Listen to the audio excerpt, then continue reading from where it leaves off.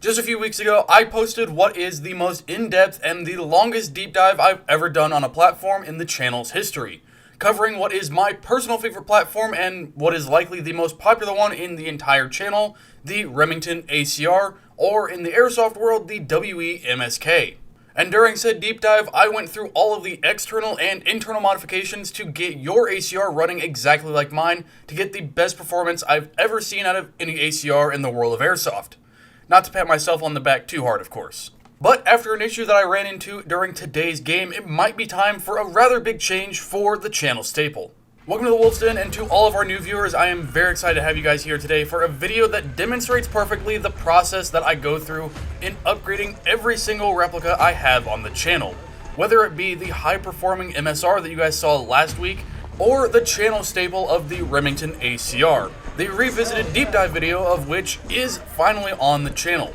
If you guys haven't seen that one already, I will leave a link in the description below, as well as the pinned comment and the info card above, as I know quite a few of you have been asking for me to do this video for quite some time. And I want to make sure that I give the opportunity to as many of you who haven't seen it to be able to see it. Not only that, but the recent redux of the deep dive that I did on my ACR is going to be rather important during today's video. So, if you guys haven't seen that already, feel free to pause this video now and go over and watch that one. I know it's a bit of a longer one, but trust me, having watched that one before this one will help make a little bit more sense later on.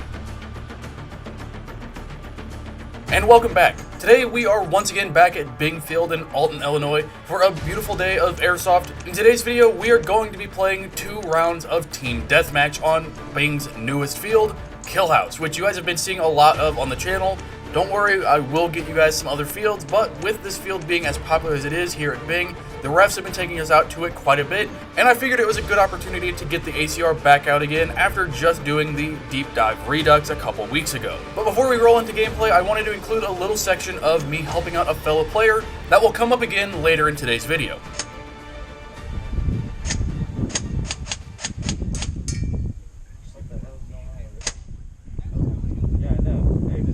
Here, what mags are you using?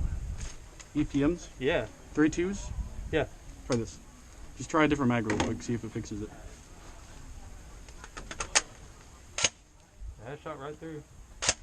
Alright, you're 20 feet. So these mags are fucking not very nice.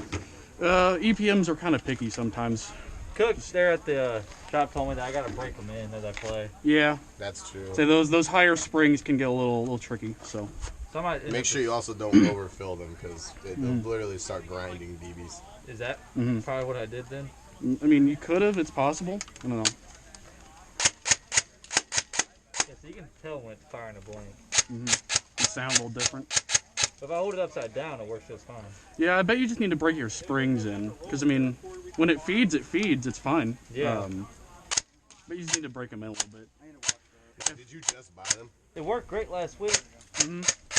It works great now that I lowered a lot of the BBs out of them. You say the best way to break the mags in that I've found is, even though you're not really supposed to do this, but I would say like when you're not playing for like a day or two, just leave them fully loaded. Leave them fully loaded? Leave them fully loaded for like a day or two, and that should break the springs in like pretty well. And then after that, just regular use should keep it going for a while. But yeah, just keeping those springs detented for like a day to like 2 days. You don't want to go over like a full 48 of them being fully loaded, but yeah. Just leave them loaded for like the off time every once in a while. I thought you didn't want to leave them loaded, that's why I left them. No, you generally don't. You don't. No. That is definitely something you don't want to do, because that will wear down your spring. Yeah. But if they're brand new, I would say give them like even as little as like an overnight at least. Okay. Give them like an overnight, maybe 2 overnights while you're sleeping. Just leave them loaded. That'll break them in pretty well. Okay. And then after that, just continual use will continue to work them in. So. After lending our fellow player a hand and getting chronoed at that 60-foot MED, I decided to try to mess with my PSI just a little bit, which did put myself and the boys of Active Threat a little behind the 8 ball.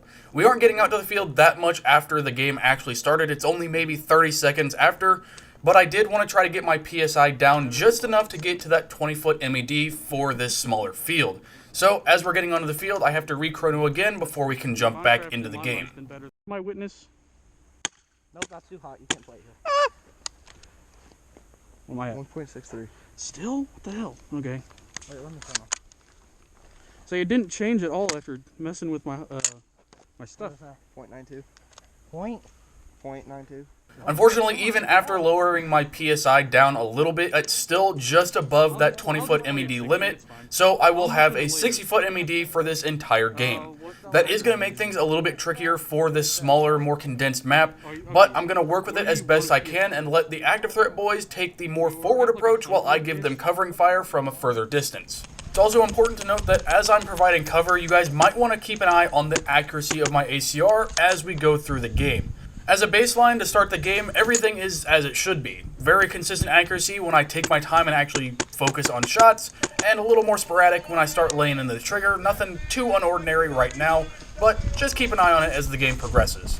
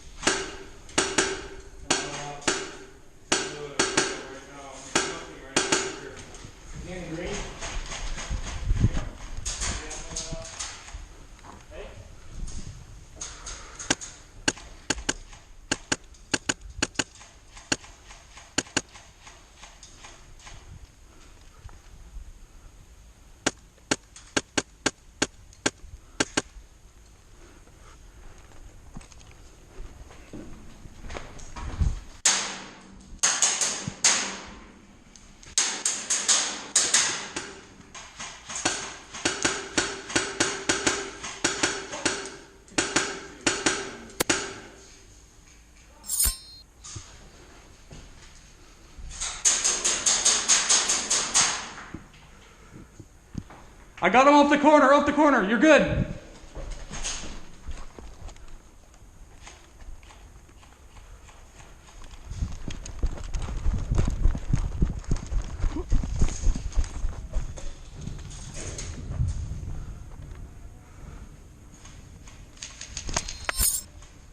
While having the larger MED certainly isn't ideal for this small of a map, it is working out so far. Even after taking this first hit, a lot of my team is still being able to hold their positions while I'm giving them cover fire to move and advance, which in turn allows me to be able to push forward a little bit more as needed. But after respawning, I can tell that the left side is fairly well under control. So I decide to push the right side and see if I can't give them a little bit of a hand with that farther distance that I can reach. Well, that's dangerous.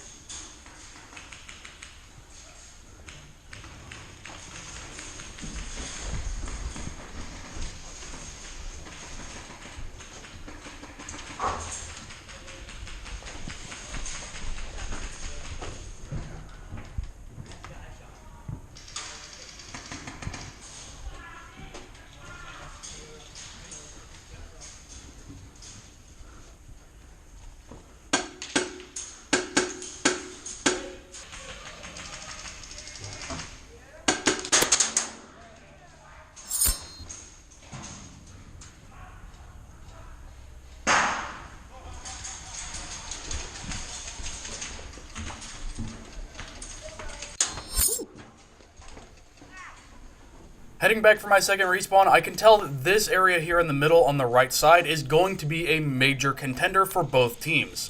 Each team is fairly locked to their own side of the field over here, whereas on the left side, our team is pushed up quite a bit further. Because of this, I decided to post up a little bit towards the middle so I can get a good sight line on the enemy spawn and pick some of the players off that are giving covering fire. Unfortunately, that led to a little bit of a goof that you guys will see here in just a moment, where I started to engage somebody that I thought was playing, but clearly they were not, and I kind of felt bad for it.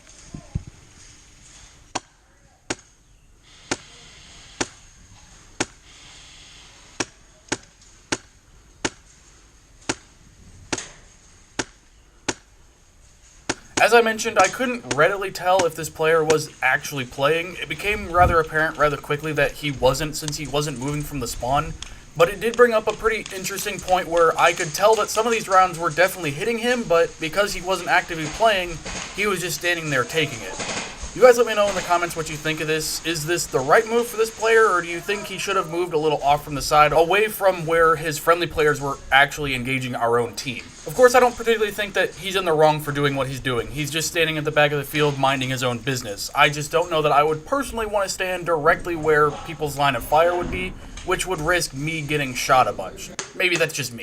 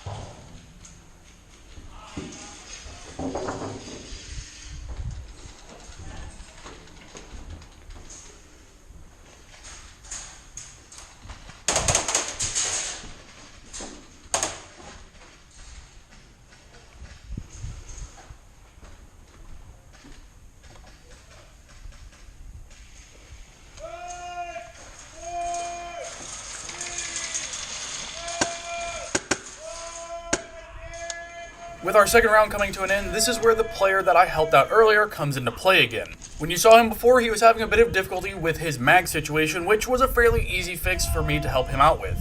But now he's having a completely different issue that is potentially much worse for his M4 here. Do what? I've ever like 20 shots, my thing like beeps at me. It's beeping? Like how many? How many beeps? Like 2. So, what I'm battery? trying to look at the a Titan. It's 11.1, 7.4? 11.1. Okay, so what that means, if it's double beeping at you, like is it stopping you from firing, or is it just beeping? Okay, so it's completely stopping you? Yeah. So what that means is either between your battery or your motor, there's a loose connection somewhere, and it's stopping it from surging. So it's like, hey, whoa, there's a disconnect somewhere, we need to stop so it doesn't fry your motherboard, basically. So it's probably my motor then. It's probably your motor and not your battery, but if it continues to do it after you mess with the connections on your motor, I would definitely look at your battery. That way, like if there's a fray or if like the wires got crimped anyway. So should I stop using it for right now? Or can I just use it for the end of this game? It's really up to you. If it doesn't sound really bad, I don't know if I can probably make it reenact it. Well, say it doesn't sound really bad. I would just be really easy, really light on the trigger. Don't spam it. I'm just using semi. Yeah, say just be really, really gentle on it, and then I would recommend looking at it afterwards. So in hindsight, I was partially correct on what this player's issue was. After the game was over, he came up to me again in the parking lot, saying that the issue was continuing and that he wanted me to have a look at what was going on inside of his M4. While I don't have any footage of me fixing the problem for him for you guys to look at, effectively what was happening is the positive and negative connectors for his motor had lost their coating, whether that be from wear or just the heat coming off of his motor, which prompted his gate tighten to shut off in the middle of a game. If that player is watching, I of course hope that your M4 is doing much better than when I looked at it on this particular day, and that everything worked out for you. With that said, it's time to roll into round 2. This time I'm going to be following Brock and Deacon of Active Threat Airsoft onto the right side, giving them cover fire as they make a very aggressive push on this side. cover.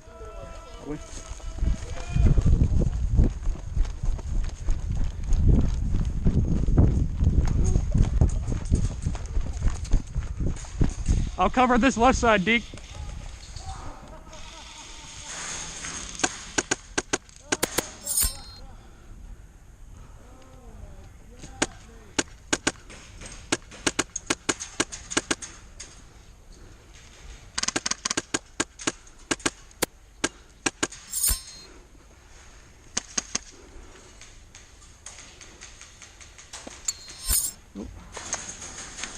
While our initial push was working as expected, we were quickly countered by the enemy team making an equal push on their right side, which opened us up completely to their incoming fire. It's also about this point that I'm noticing a weird trend in the accuracy of my ACR that we'll have to keep an eye on as the game progresses. After respawning, I once again head over to the middle of the field to give a little bit of covering fire where we run into what I would call a questionable situation.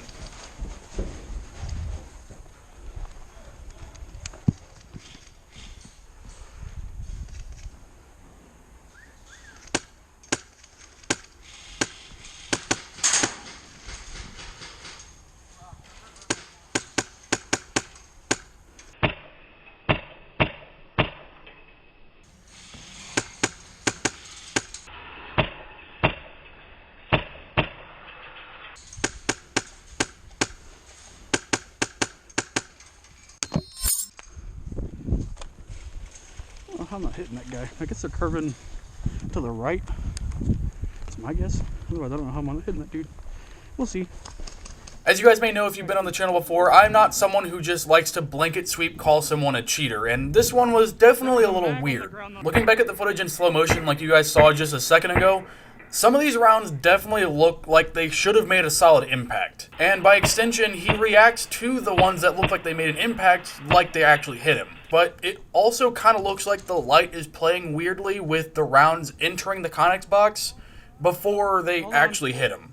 Either way, you guys let me know in the comments what you make of the situation. It's definitely a strange one, and I'm not sure if I want to say for sure if this guy was actually cheating or if it was just a weird trick of the light going on with my rounds entering the Connex boxes. Regardless of what happened, we still have the rest of this game to play, so after coming back to respawn once again, I jump into this nearby Connex box on the right side to see if I can't pick some of the players that are pinning our own team down on the right side. Hey, hey, hey. Watch the bleeps, my guy.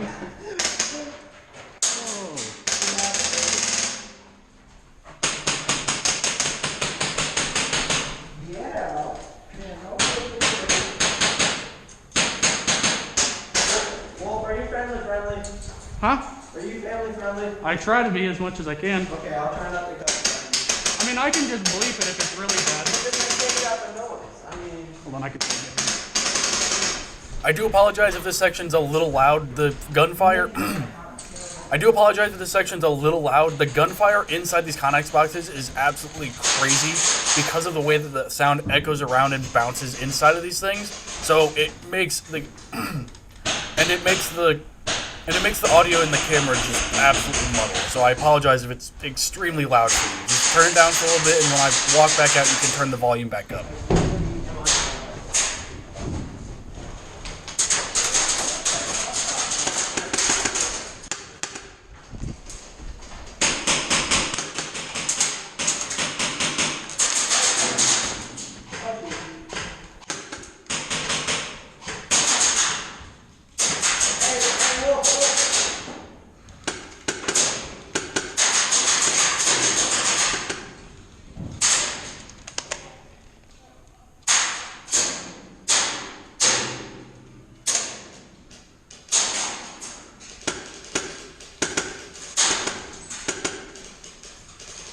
Howdy.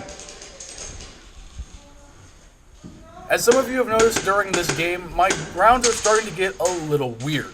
I'm getting some strange deviation in the hop and the placement of my rounds as they go out on distance that ordinarily I wouldn't see with the ACR, and that wasn't really there when the game first started. Part of this is of course due to being out in the elements and not in an indoor field where you don't have to deal with wind and things like that. But another thing that I think is affecting it is the age of my hoppa bugging. As my resident techs will know, your hoppa buggings do have a general lifetime depending on how much or how little you use them, and any sort of modifications you might make to them. And for the Promi Purple that's currently inside of my hoppa chamber, I think it's starting to get to the point where it's at the end of its life cycle. Unfortunately, that is presenting a bit of a problem with some of the accuracy I'm seeing towards the end of this game. But for the time being, and with the round coming pretty close to ending, I'm just going to have to put up with it and make do as best I can at the distances I'm engaging with.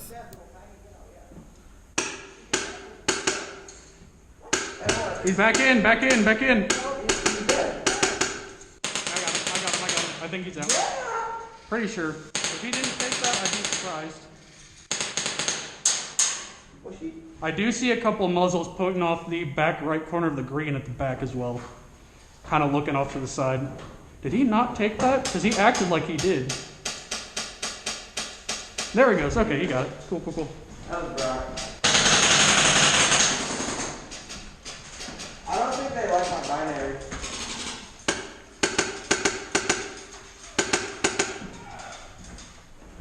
Uh-oh, we're going to get some yelling here in a minute. Somebody's not very happy. Well, that man. Freak 'em.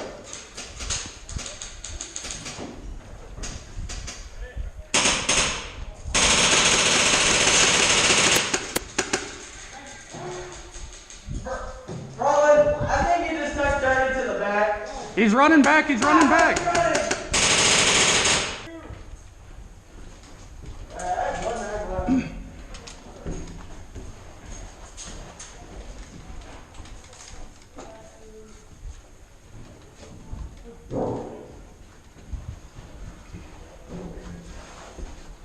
He's on this back left corner of the white. Careful.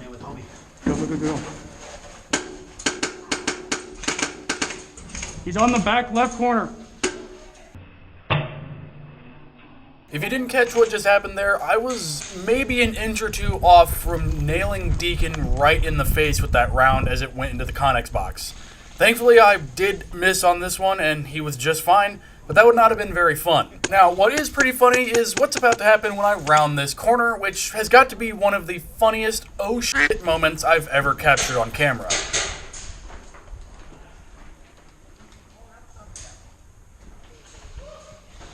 Hey, friendly! Copy, copy, you're good. I'm coming back to you. Oh, I hate them. Hold up. Enhance. Wait a minute. Enhance. Something ain't right. It was at this moment that he knew. He f***ed up. Wait, Safety. Oh, no, you got me.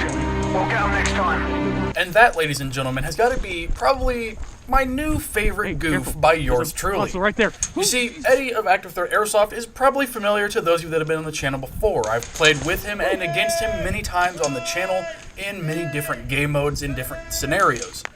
On this occasion, though, he jumped in a little bit late, and I didn't know that. And seeing him for the first time in the game, I thought that he was on our team with the other AT boys. And by his immediate reaction, it seems like he thought the same of me, which led to this sort of funny Spider-Man meme moment where both of us are just kind of looking at each other, and the realization kicks in, unfortunately, for me, just a touch slower than it did for Eddie. Partially because I was using my left hand to aim out of the window, whereas he was using his right hand, which gave him a bit of an advantage when it came to turning around on me. I'm tired. You scared the bejesus out of me, my guy. That. I thought you were on our team. I thought you were on my team. To say I was over here with Deke and Lowbrock, I'm like, I hear Eddie around the corner. I'm like, oh, okay, Eddie's gonna be on our team, obviously. No. What's up? When did you get here? Like when you start playing? Oh, the beginning of the second round, I guess. You know, that's gonna be a funny clip. Dude, it was the eye contact. I was like, wait a minute, Yeah, we just wait a looked minute, at each other. wait a minute. So I had the wrong shoulder. If I would have had my left shoulder still, Yeah. I would have gotten you. But I came around the corner and we just stared at each other It's for like, wait a minute. a good half second. I gotta find a good meme for that. Yeah. Put like the Spider-Man, like the pointing meme or some shit. That fucking oh no meme. Uh-oh. Yeah. And with possibly the best clip I could have gotten in that situation, that will bring today's video to a close. Honestly, I don't know how better to end a video than that with a very hilarious and otherwise positive interaction with my good buddy Eddie, but thank you guys so much for watching to the end of today's gameplay. I hope you guys enjoyed it, and be sure to let me know what you thought of it down in the comments below. As I mentioned a couple of times during today's video, the hop-up bugging in my ACR is starting to go out, which means it's time for a little bit more tuning by yours truly, which honestly is how pretty much every replica I deal with goes. Gradual process, adding a couple things, changing a few things, experimenting here and there, and just the general maintenance. Now, for those of you that have watched the ACR deep dive, that does mean I might be changing up the formula a little bit by going with something other than my tried and true Promi Purple flat hop bugging. If you guys have any suggestions for that, let me know in the comments below. I have 1 or 2 hop-up buggings in mind that I want to test out for future videos, but of course you guys feel free to let me know in the comments what your thoughts are. Other than that, thank you guys so much for watching. Be sure to subscribe if you haven't already, drop a like if you enjoyed today's video, and if you would like to support the channel further, you can of course head over to Wolfden Apparel to get yourself a badass Deagle sticker or a comfy shirt. And as always, this has been Wolf, and hope to see you guys next time I hit the field. Honestly, couldn't have ended the video more hilariously than that. Me and Eddie had no idea what was going on, and that's just sudden realization that neither of us knew what was happening, and that we had both royally screwed ourselves. Pure comedy gold. As Eddie said, the eye contact made that way funnier than it needed to be.